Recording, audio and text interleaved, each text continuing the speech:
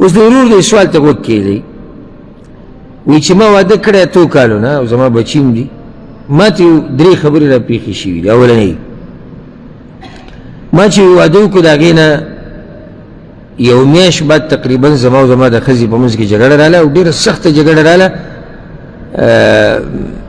چې ما هغې ته بدې ردې وویې کنځلې ګزارونه مې وکړو هغې ما له جوابونه راکړو. اخره کې هغې چاړه راواغسته او په دې خپل لاس یې کېښوده وي ما طلاقه که که ما نه طلاقی نو زه د خپل لاس دا رګونه شلوم. نو یې ما ورته یو طلاق ورکړو چې دا د لاس پرې نه کړي یا دا رګونه ونه شلي. د هغې نه 5 کاله بعد بیا زما او زما د ښځې ډېره منځ کې غټه جاښه راله نو ما هغه وویله او ډېر سخت غوسه شوی وم په داسې غوسه کې وم چې هغه صرف الله ته پته ده او ما هغه بیا طلاقه کړه په 2م پیر د هغې د مور په مخ کې. د هغې نه بعد بیا 2 هفتې یعنې د دوی کور کې دغه جاښې روانې دي. د هغې نه بعد بیا 2 هفتې زما او زما د ښځې په سهار کې جګړه شوه او بیا زموږ د یو بل سره خبرې ورانې شوې نو ما هغې ته دا وویل چې ته 10 پیرې په ما طلاقې او په ما حرامې که ته د دې کور نه ووتې یا د پلانۍ او پلاني کره لاړې. دې پر زما د طلاق اراده نه وه خو دا ما د پلانۍ د کور نه یروله یا د پلاني د کور نه. د شپې بیا یې هغې عذر هم پیش کو بیا ما او هغه د کور نه ووتو یو ځای لاړو په چکر باندې. سوال دا دی چې دا طلاق شوی دی او که نه څه خیال دی حل کولی شي؟ ګرځئ پسې په کتابونو کې سړی وایي چې علما صحیح په پسته کرسۍ باندې کښېنه ښه ښکلی او صرف خوراکونه او مزې دي.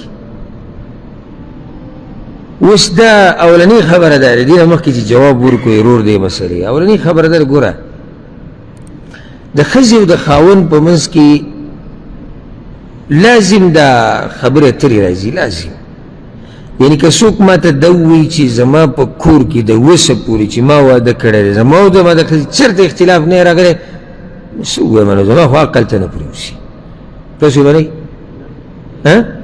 څه نه څه خبرې خو راشي. یو جګړه ده ما جګړه نه دی ویلې اختلاف وایم خبرې اترې معمولي خفګان تا دا ووایي ما دا ووایي تا ولې وکړو دا لازم په کور کې راځي. دوی انسانان یو ځای اوسېږي او د یو بل سره داسې جوور ژوند دی چې داسې د بل چا سره نشته.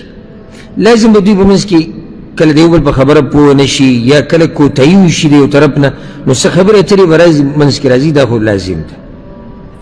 خو دا چې ډېرې زیاتې شي او همیشه جنګ جګړې او همیشه دا کنځلې او بدې ردې د دې یو لویه وجه چې د هغه په دین باندې ناپوهي ده. یعنې یا خو دا سړی په دین نه دی پوه یا دا ښځه په دین نه ده پوه او یا دواړه نه دي پوه. ځکه کله چې ښځه په دین باندې پوه وي دا د خاوند حق پېژني او چې کله خاوند د ښځې په دین پوه وي نو دی به د ښځې حق پېژني. نو د هغې د لاسه به د دوی په منځ کې مسلې بیا ډېرې راځي لږې به راځي ځکه چې د یو بل حق هغه پېژني. دویمه وجه چې کومه ما ته ښکاري والله اعلم هغه دا ده د انټرنېټ او موبایل. ځکه چې کله دې کې یو زنانه پردي هلکان ګوري او فلمونه او سندرې او د پلاني قوم ډمان او د پلاني ملک ډمان او هغوی د میکاپونه کړي او ځانونه یې تیار کړي او دا د عشق خبرې او دا د مینې محبت خبرې نو د دې د خپل خاوند نه ورو هغه زړه تورېږي.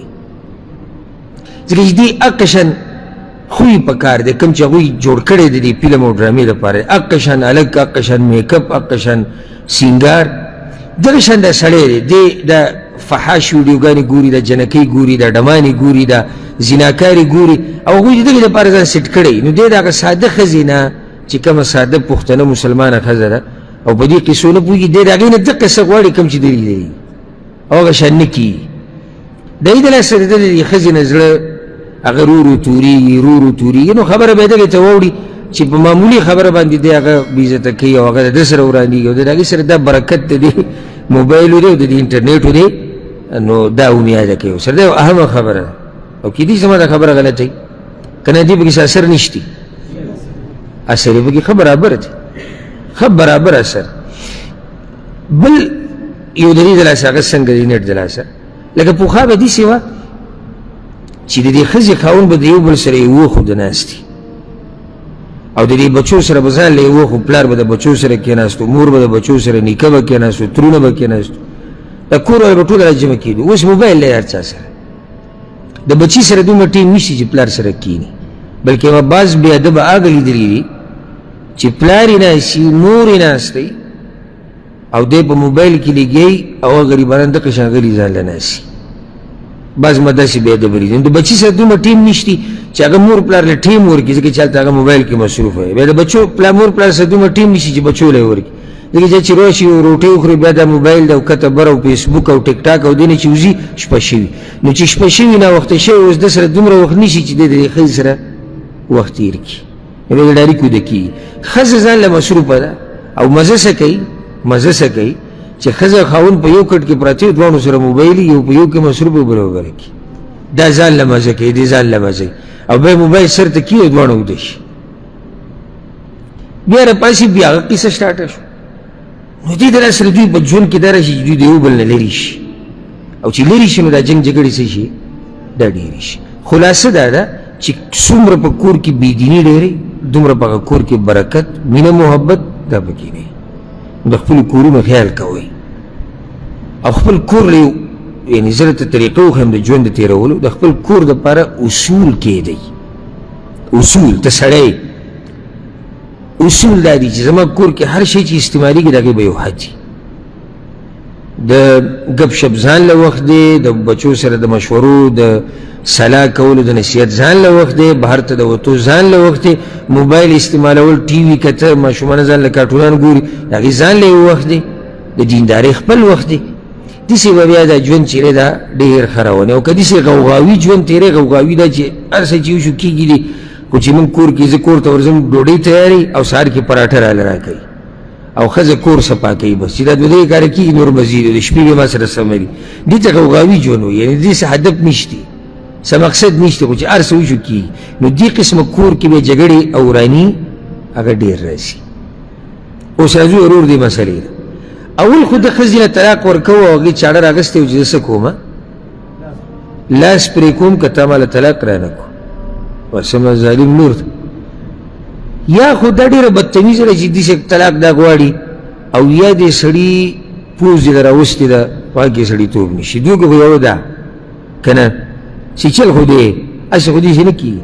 ښځې چې چاړه رالي او لاس پرې کوي چې ماله طلاق راکوي، یا خو دا ښځه بې ادبه او بدتمیزه ده ډېره، او یا دا سړی په داسې مرحله کې دی چې ښځه نوره پوز دې راوستې ده، اوبه په سر وړېدلي دي، طلاق ماله راکړه، نور کار نه کړي، دا ورته طلاق ورکړو. اول خو دا خبره یاده کوي که چېرته دې رور د یرې د لاسه طلاق ورکړي چې دا ښځه خپل لاس پرې کوي، نو دا طلاق نه واقع کېږي، ځکه چې دې طلاق د مکره ویلی کېږي، یعنې هغه انسان چې په هغه زور زبردستي شوې ده. خیال هم دی که نه دی؟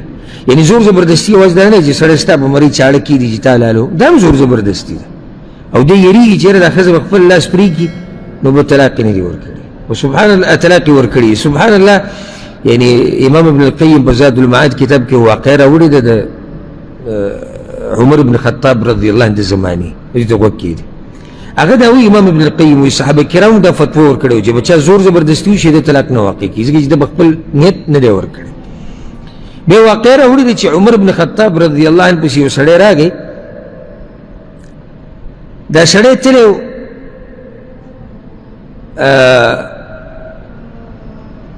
ځان سره پړي مړي وړي و ځنګل ته وتی او په ونه کې بره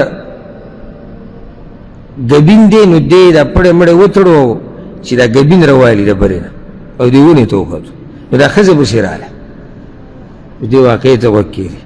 دی اوس ونه کې دی او ځان ته پړي مړي اچولي دي او په دې کې څوک راله، ښځه راله. نو ښځې ورته دا وویل یا به مې طلاقې یا به دا پړي پرې کړو، یا به مې طلاقې یا دا پړي پرې کوم راولېږي د ملا تیر به دې پاتې شي. دوه خبرې دي.